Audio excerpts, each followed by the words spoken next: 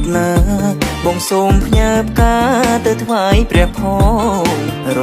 ដូវភ្ជុំមុំទៅវត្តណាបងសូមផ្ញើផ្កា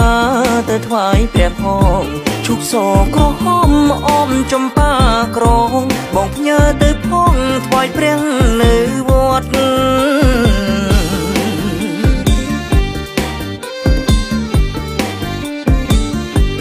ឈូក្រពុំស្រេចតែមុំសងចំប៉ាផ្កាក្រងបងសងជួបស្រីឈូក្រពុំស្រេចតែមុំសងចំប៉ាផ្កាក្រងបងសងជួបស្រីយកទៅថ្វាយព្រះសូមសុខសួស្តីរយជាតិនិស័យសូមស្រី